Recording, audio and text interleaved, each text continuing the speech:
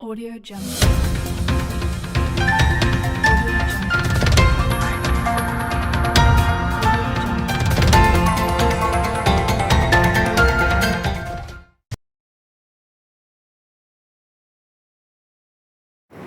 अस्सलाम वालेकुम।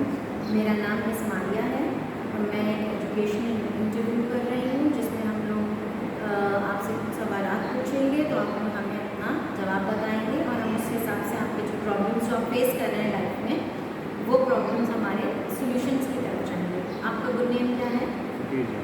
ज़रा जोर से बोलो। फकीर जान। अच्छा, तो मिस्टर फकीर, हर की लाइफ में ज़ाहिर हर कोई अपनी अपनी लाइफ में स्ट्रगल कर रहा है। आगे किसी को आगे बढ़ना है, किसी को पढ़ाई में आगे बढ़ना है, किसी को स्पोर्ट्स में आगे बढ़ना है।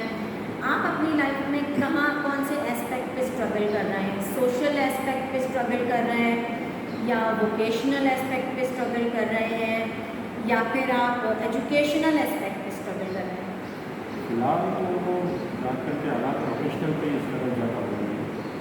अच्छा, तो क्या आपकी प्रॉब्लम है वोकेशनल की? प्रोफेशनल में यही है कि आप एजुकेशन तो आप ले रहे हैं लेकिन आपके पास जॉब्स नहीं मिल रही या फिर आप जिस तरह मैं मेडिकल स्टूडेंट हूँ तो मुझे जाहिर सी बात है मुझे किसी प्राइवेट स्कूल में प्राइवेट टीचर बनना अच्छा नहीं लगता, लेकिन मुझे अपने हिसाब से कोई जॉब्स नहीं मिलती तो मुझे उस क्राइटेरिया में स्टैंडर्ड पे जॉब वो नहीं मिलती, वो हिमाचल टीचर को है। अच्छा, तो आप एजुकेशनल फील्ड में हैं, आप पढ़ रहे हैं और आप पढ़ा रहे हैं। तो मिस्टर फ़कीर, अगर हम आपका सही नाम क्या है? अगर हम ये करें कि आप अपने जब तक आपको दूसरी जॉब नहीं मिल रही, आपके स्टैंडर्ड के हिसाब की जॉब नहीं मिल रही, आप वो जॉब ऑप्ट करें जो आपको मिल रही है ताकि कम से कम कुछ आमदनी शुरू हो।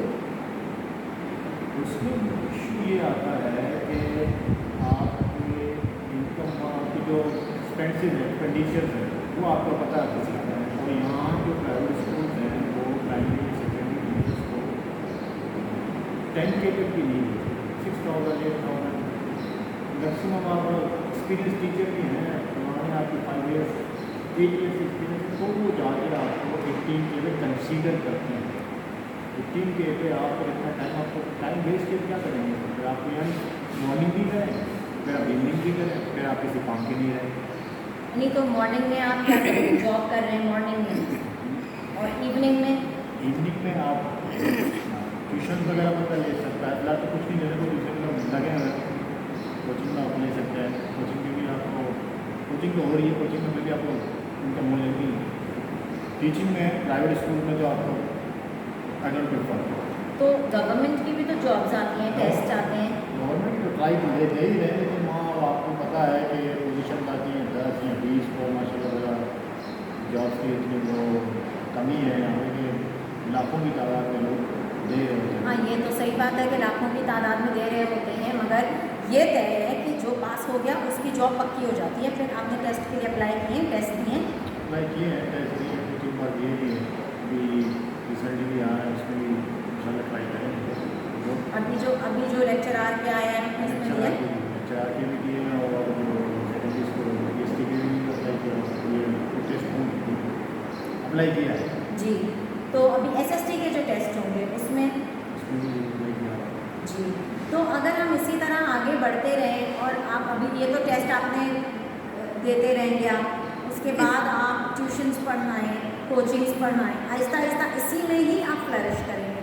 Don't you think so? इसी में कर रहे हैं क्योंकि कोचिंग अगर आप लेते हैं तो ठीक है, आपको 9-10 में या फर्स्ट ईयर सेकेंड ईयर के स्टूडेंट्स आपको लेते हैं तो आपको पढ़ाने में मज़ा भी आता है, ठीक है ना। उसमें आपको फिर इनकम भी अच्छी आती है। तो जाहिर सी बात है आप जो भी करें आप इनकम के लिए करते हैं। पढ़ाने से मतलब ये नहीं कि आप लालची करके वो पैसों के लिए पढ़ा रहे हैं, लेकिन आपको एक्सपीरियंस भी आता है। जितनी आपको बड़ी क्लास आपको होती है उतना आपको अच्छा एक्सपीरियंस मिलता है और एक छोटी क्लास में। हाँ, बात तो आपकी सही है। तो बेसिकली मुझे आपसे बात करके तो ये फील हुआ कि you exactly have the goal in your mind and you have the streamline where to go and how to go about it. तो प्रॉब्लम सॉल्वर, आपके जो प्रॉब्लम है वो आपको सोल्यूशन भी पता है उसका, and I think you are already working on it. Yes, is it so? Yes, I am.